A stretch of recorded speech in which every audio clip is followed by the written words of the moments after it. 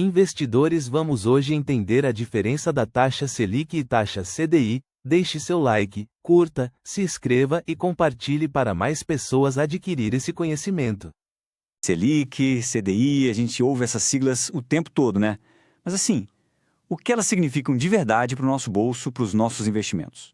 Bom, hoje vamos desvendar, de uma vez por todas, esses que são talvez os dois termos mais importantes do mercado financeiro brasileiro. Vamos mergulhar nessa análise. Para a gente entender o cenário de hoje, a gente precisa fazer uma pequena viagem no tempo. Imagina só viver num país onde os preços simplesmente mudavam todos os dias na prateleira do mercado. Pois é, esse gráfico aí mostra um pouco do caos que era a hiperinflação no Brasil. Em um único ano, 1993, os preços subiram mais de 2.700%. Era uma instabilidade econômica total. E essa era a pergunta de $1 milhão, né? Como é que um país sai de um descontrole total como esse e chega na estabilidade que a gente conhece hoje? A resposta, claro, está na criação de ferramentas econômicas muito poderosas que são usadas, aliás, até hoje.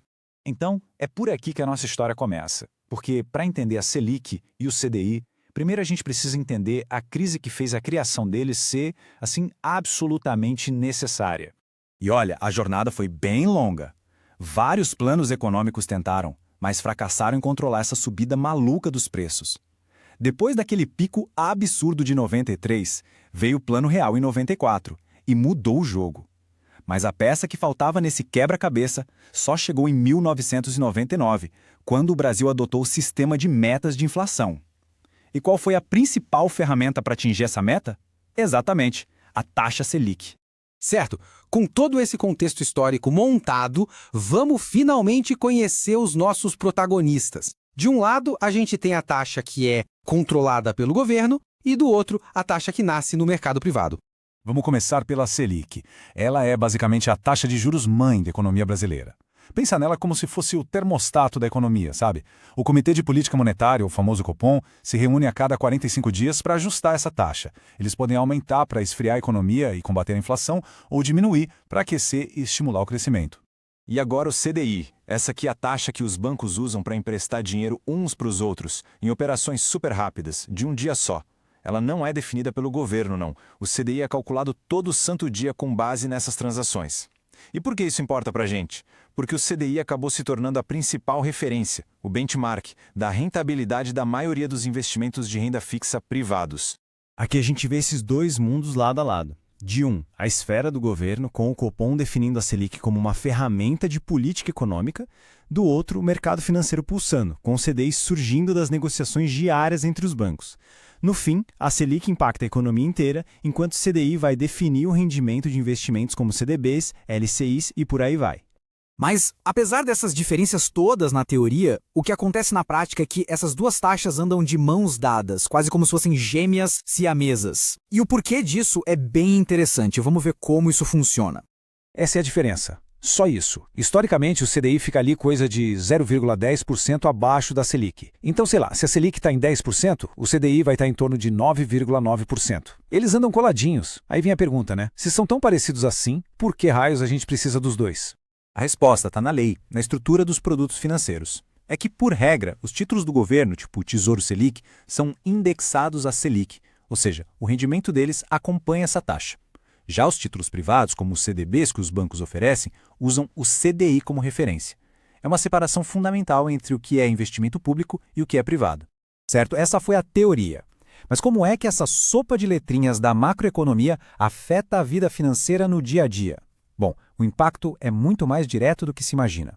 Pois é, quando o Copom mexe na Selic, o efeito é em cascata.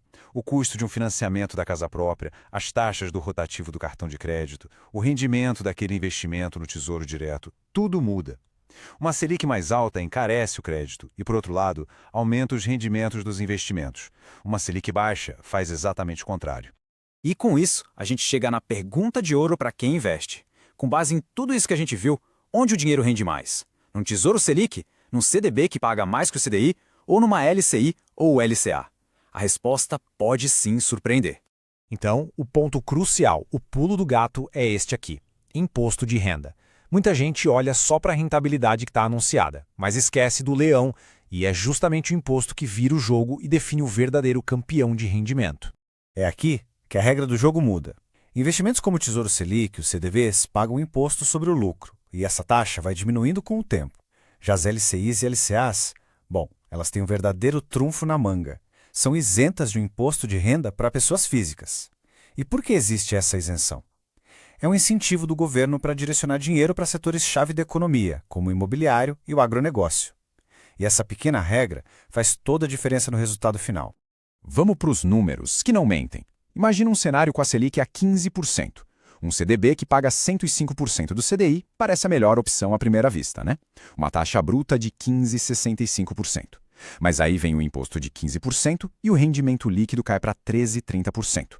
Do outro lado, uma LCI que paga só 95% do CDI, por ser isenta, entrega na sua mão um rendimento líquido de 14,16%. E este gráfico aqui deixa tudo ainda mais claro. O investimento que parecia ter a menor taxa, a LCI ou LCA, na verdade entrega o maior retorno líquido. Ou seja, o que parecia menos atraente no papel se mostra o grande vencedor na prática. E tudo isso por causa do tal benefício fiscal. No fim das contas, decifrar siglas como Selic e CDI não é sobre se tornar um economista de repente. É sobre ter a informação certa para tomar as melhores decisões. É sobre ter o controle e o poder de fazer o dinheiro trabalhar de uma forma mais inteligente.